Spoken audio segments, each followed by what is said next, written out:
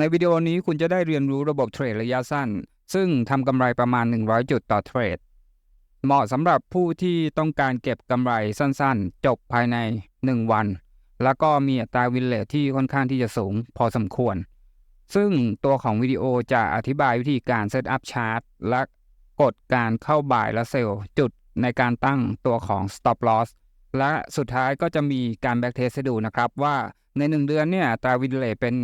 อยู่สักประมาณเท่าไหร่และมีจุดที่น่าสนใจตรงไหนสำหรับตัวของระบบเทรดนี้และเราจะใช้งานจริงแบบไหนได้บ้างเดี๋ยวเรามาเริ่มกันเลยนะครับ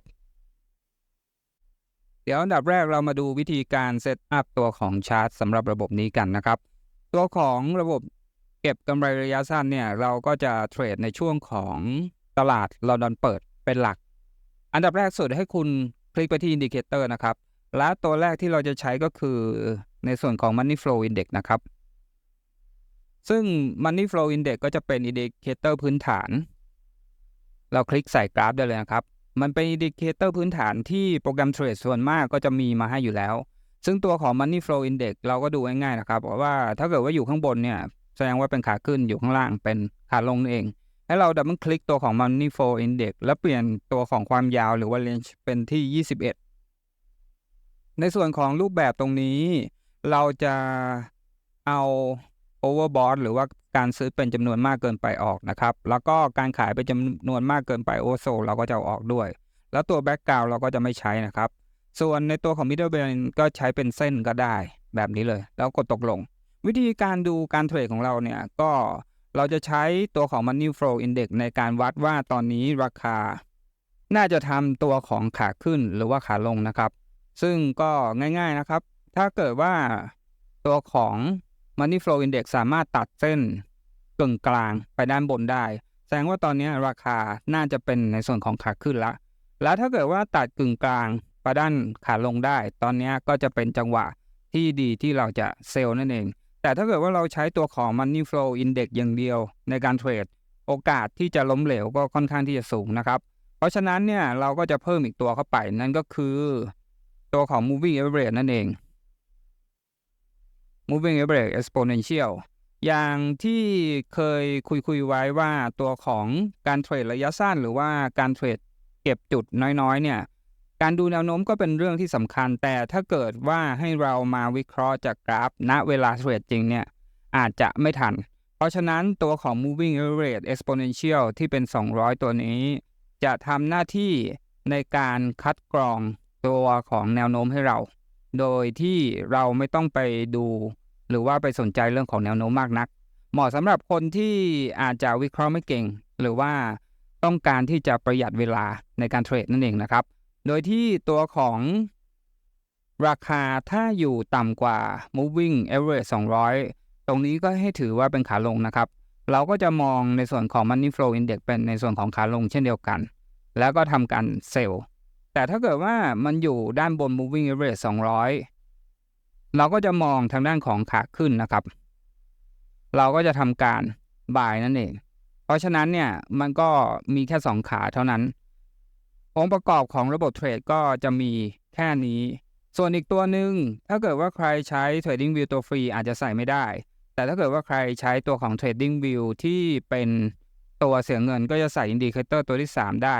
ซึ่งผมก็แนะนำว่าสำหรับคนที่เทรดสั้นช่วงเวลาในการเทรดก็ค่อนข้างที่จะสำคัญนะครับก็จะเป็นในส่วนของตัวของ Session นะครับของคุณ Lux Ago นั่นเองตรงนี้เราจะติ๊กนิวยอร์กออกโตเกียวออกแล้วก็ซิดนีย์ออกเพราะว่าระบบที่ผมจะนำเสนอในวันนี้เนี่ยเราจะเทรดด้วยช่วงเวลาของตอนตลาดลอนดอนเปิดเท่านั้นเราจะไม่ไปเทรดช่วงเวลาของตลาดนิวยอร์กหรือว่าตลาดอื่นๆเปิดนะครับซึ่งวิธีการเข้าเทรดของเราจะเข้าเทรดแค่วันละ1ครั้งช่วงเวลาตลาดลอนดอนเปิดและเมื่อเราเข้าเทรดเสร็จสิ้นเรียบร้อยไม่ว่าจะชนในส่วนของ Take Profit หรือว่า Stop Loss เราก็จะจบวันนั้นไปเลยนั่นเองวิธีการนี้ก็จะทำให้คุณเสียเวลาไม่เยอะเท่าไหร่และไทม์เฟรมที่เราจะใช้เทรดก็คือในส่วนของ15นาทีเดี๋ยวจะยกตัวอย่างตัวของ Buy และ Sell ในไทม์เฟรม15นาทีของ Euro USD ให้ดูกัน เดี๋ยวเรามาดูตัวอย่างการบายเลยนะครับตอนนี้เนี่ยอย่างที่คุณเห็นในกราฟก็คือตัวของราคาอยู่เหนือเส้น moving average 200เพราะฉะนั้นเนี่ยเราจะมองทางด้านของขาบายโดยที่จะใช้ในส่วนของ money flow index ข้างล่างเป็นตัวตัดสินใจในการเข้าเทรดว่าเราจะเข้าเทรดตรงไหนดีอย่างตรงนี้อย่างที่คุณเห็นก็คือมันจะมีเส้นกึ่งกลางอยู่นะครับวิธีการก็คือถ้าเกิดว่าราคาอยู่ทางด้านของบายตัวของเส้น money flow index ด้านล่างเนี่ยมันต้องย้อนมาจากด้านล่างก่อนเนาะแล้วก็ตัดตัวของเส้นกึ่งกลางขึ้นด้านบนเมื่อไหร่ก็ตามที่ตัดตัวของเส้นกึ่งกลางเนี่ยเราก็รอจนตัวของแท่งเทียนปิดเราก็สามารถที่จะเข้าเทรดได้ทันทีนะครับยกตัวอย่างแท่งนี้ก็คือแท่งที่ตัวของราคาเนี่ยอยู่เหนือตัวของ moving average 200และตัวของ money flow index เองก็แสดงให้เห็นว่าตอนนี้ราคาเนี่ยกลับขึ้นสู่ขาขึ้นละเพราะฉะนั้นเราก็สามารถที่จะเข้าเทรดได้และเงื่อนไขที่3ก็คือเราจะเข้าเทรดแรกที่มันเกิดเงื่อนไขแบบนี้ช่วงที่ตลาดลอนดอนเปิดเท่านั้นตัวของ Euro USD 15 นาทีผมก็จะเทรดโดยการเข้าบ่ายตอนที่แท่งมันปิดเลยซึ่งตัวของ stop loss เราจะใช้ค่าตายตัวนะครับไม่เหมือนกับตัวของระบบเทรดอื่นๆที่จะใช้จุดสูงสุดจุดต่ำสุดแต่ตัวนี้เราจะใช้ค่าตายตัวเลยนั่นก็คือผมจะตั้ง stop loss ไว้ที่150จุด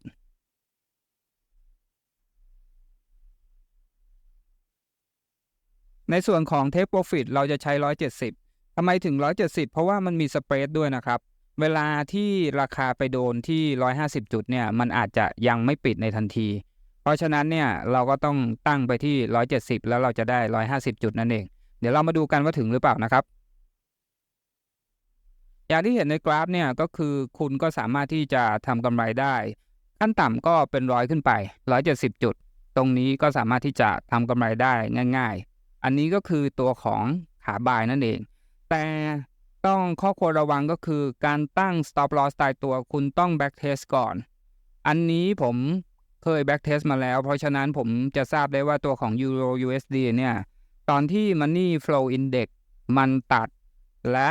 ราคามักจะวิ่งได้ถึง150จุดเพราะฉะนั้นผมก็เลยใช้150จุดเป็นมาตรฐานแต่ถ้าเกิดว่าคุณไปใช้ตัวของ Euro USD time frame อื่นคุณก็ต้องไป back test ดูข้างหลังว่า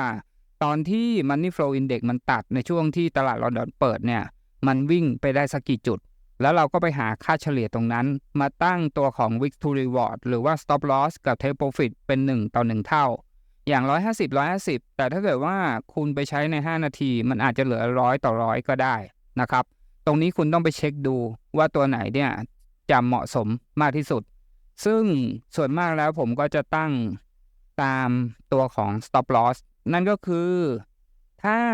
อัตราส่วน1:1เราไป back test ดูข้างหลังและมันโดน stop loss น้อยแบบนี้เราก็จะใช้นะครับแต่ถ้าเกิดว่าคุณใช้สมมุติว่าคุณลดตัวของจุดลงมาเหลือ80:80แล้วมันโดน stop loss บ่อยแล้ว win rate มันต่ำกว่า 50% แบบนี้คุณก็ไม่สามารถที่จะใช้ในระบบนี้ได้นะครับเหมาะสำหรับคนที่ไม่ต้องการคิดเยอะในเรื่องของการตั้ง stop loss และการคำนวณ loss size นั่นเองต่อไปเดี๋ยวเรามาดูทางด้านของขาเซลล์กันบ้างนะครับเรามาดูตัวอย่างของทางด้านขาเซลล์กันนะครับก็เช่นเคยก็คือรอให้ตลาดลอนดอนเปิดก่อนถ้าเกิดว่าใครไม่ทราบว่าตลาดลอนดอนเปิดกี่โมงก็สามารถที่จะใส่อินดิเคเตอร์ที่ชื่อว่าเซสชันได้แต่ถ้าเกิดว่าใครใช้ตัวฟรีของ TradingView คุณก็ตั้งเวลาด้านล่างก็ได้นะครับให้เป็นในส่วนของลอนดอนตรงนี้ลอนดอนก็จะเริ่ม 8 นาฬิกานั่นเองเมื่อตลาดลอนดอนเปิดสิ่งที่เราจะทำอันดับแรกก็คือดูที่ราคาก่อนอย่างที่คุณเห็นก็คือตัวของราคาเนี่ยมันอยู่ต่ำกว่าเส้น moving average 200เพราะฉะนั้นเราจะมองหาจังหวะเซลล์เท่านั้นเราจะไม่มองทางด้าน buy เด็ดขาดและอันดับถัดมาก็คือรอให้ราคาเนี่ยมีการตัดแบบนี้เกิดขึ้นนะครับนั่นก็คือตัวของ money flow index ตอนแรกอยู่ด้านบนเสร็จปุ๊บเนี่ยมีการตัดเส้นกึ่งกลางไปทางด้านล่างเพราะฉะนั้นเนี่ยตรงนี้มันก็แสดงให้เห็นว่าตัวของราคาพร้อมที่จะลงต่อละเราก็สามารถที่จะเข้าเทรดได้เลยนะครับซึ่งตัวที่ตัดก็ประมาณแท่งนี้เราก็เข้าในส่วนของช็อตเลยโดยตั้งเหมือนเดิมนะครับก็คือตัวของ Take Profit เนี่ยมันจะเป็นในส่วนของ175เพราะเราบวกสเปรดเข้าไปด้วยเนาะและในส่วนของทำกำไร take profit อยู่ที่170นะครับส่วนทำกำไรอยู่ที่หยุดขาดทุนอยู่ที่150แล้วกดตกลงเดี๋ยวมาดูกันว่าถึงหรือเปล่านะครับซึ่งระบบนี้เราก็จะเข้าเทรดแค่วันละครั้งแล้วถามว่าถ้าเกิดว่าช่วงลอนดอนเนี่ยมันไม่มี Money Flow Index มันไม่มีการตัดกันเลยเราจะทำไงดีเราก็ไม่เทรดในวันนั้นนะครับเมื่อเวลาผ่านไปคุณก็จะเห็นได้ว่ามันก็สามารถที่จะปิดเทรดได้ภายในวันเดียวโดยที่ทำกำไรได้ประมาณ170จุดเหมือนเดิมนั่นเองส่วนมากแล้วตัวของการเทรดแบบนี้เนี่ยคุณสามารถที่จะมองเห็นกำไรหรือว่าขาดทุนได้ภายในวันเดียวนะครับส่วนมากแล้วเนี่ยก็จะไม่มีการข้ามวันเกิดขึ้นเพราะว่าเราทำกำไรค่อนข้างที่จะน้อย Risk to Reward เราแค่1:1นั่นเองทำให้เราสามารถที่จะรู้ผลกำไรรู้ผลขาดทุนได้ในวันเดียวเหมาะสำหรับคนที่ต้องการเทรดสั้นๆไม่ยาวเท่าไหร่ก็สามารถที่จะทำได้แต่มันก็จะมีอีกอย่างหนึ่งก็คือบางวันคุณอาจจะไม่มีเทรดเลยก็ได้นะครับถ้าเกิดว่าเกิดสถานการณ์ที่ไม่มีเทรดทำยังไงดีสมมุติว่าถ้าเกิดว่าเราอยากได้กำไรทุกวันสิ่งที่คุณทำได้ก็คือคุณเพิ่มตัวของคู่เงินสัญลักษณ์อื่นหรือว่าทองคำหรือว่าอะไรเข้าไปอีกสัก 2-3 สัญลักษณ์ซึ่งแบบนี้จากที่คุณเทรดวันละ1เทรดก็อาจจะกลายเป็นว่าคุณเทรดวันละ3เทรดเต็มที่และบางวันคุณก็อาจจะเทรดได้แค่เทรดเดียวหรือว่า2เทรดหรือบางวันอาจจะไม่มีเทรดเลยแต่ถ้าเกิดว่าคุณจะใช้3คู่เงิน3ผลิตภัณฑ์ตรงนี้คุณก็ต้องแม่นในกฎแล้วก็ต้องดูให้ทันด้วยนะครับอย่างทำเฟรม15นาทีก็ไม่ใกล้ไม่ไกลเกินไปสามารถที่จะทำกำไรได้ขั้นต่ำ100จุดอยู่ละอันนี้ก็จะเป็นกฎในส่วนของเข้าบายและเซลล์ต่อไปเดี๋ยวเรามาดูผลการแบ็กเทสกันผลของการแบ็กเทสระบบเทรดสั้นที่เก็บกำไรประมาณ100จุดต่อเทรดอันนี้ก็จะมีเทรดทั้งหมดอยู่ที่18เทรดนะครับซึ่งจะเป็นเทรดที่ชนะซะ15แล้วก็เทรดที่แพ้ซะ3ซึ่งตรงนี้เนี่ยปัจจัยที่ทำให้มันมีวินเรทค่อนข้างที่จะสูงหรือประมาณ 80% นั่นก็คือเราใช้อัตราส่วน Risk to Reward แค่1:1เท่านั้นซึ่งถ้าเกิดว่าคุณใช้ตัวของ Risk to Reward แค่1:1เนี่ยคุณต้องมีวินเรทมากกว่า 50% นะครับถึงจะสามารถที่จะทำกำไรได้และอีกส่วนหนึ่งที่ทำให้มันมีอัตราวินเรทสูงก็คือเราได้ทำการแบ็กเทสก่อนหน้านี้แล้วก็วัดระยะตัวของจุดเข้าและได้ทำการวัดระยะตัวของ Stop Loss และ Take Profit มาอย่างดีทำให้อัตราส่วนการวินกับการ Loss เนี่ยมันถึงทำวินได้สูงถึง 80% เพราะฉะนั้นถ้าเกิดว่าใครนำไปเทรดจริงสิ่งที่คุณควรระมัดระวังก็คือผลิตภัณฑ์ที่คุณใช้คุณต้องทำการแบ็กเทสย้อนไปด้านหลังก่อนนะครับว่าผลิตภัณฑ์ที่คุณใช้เนี่ยอัตราส่วนที่เป็น stop loss ที่เหมาะสมอยู่ที่เท่าไหร่และตัวของอัตราวินเรทเนี่ยมันก็จะสูงขึ้นมาเองซึ่งตรงนี้เราก็วัดจากตัวของตอนที่เราเข้าบ่ายแล้วเข้าเซลล์จากการแบ็กเทสได้พอ Money Flow Index มีการตัดการเกิดขึ้นเสร็จปุ๊บเนี่ยมีน้อยกว่า0หรือว่ามากกว่า0เมื่อไหร่เนี่ยแล้วสุดท้ายแล้วเนี่ยตัวของราคามันสามารถวิ่งไปได้สักกี่จุดถ้าเกิดว่าเรารู้ค่าเฉลี่ยตรงนี้เราก็สามารถที่จะนำระบบนี้ไปใช้ได้แทบทุก time frame นะครับเก็บระยะสั้นก็สามารถที่จะทำได้ค่อนข้างที่จะดีพอสมควรแต่เราต้องวัดกันให้ดีๆด้วยอันนี้ก็ขอฝากไว้ด้วยนะครับสำหรับตัวของระบบเทรดที่เก็บกำไรระยะสั้นประมาณ100จุดแล้วพบกันวิดีโอหน้าสวัสดีครับ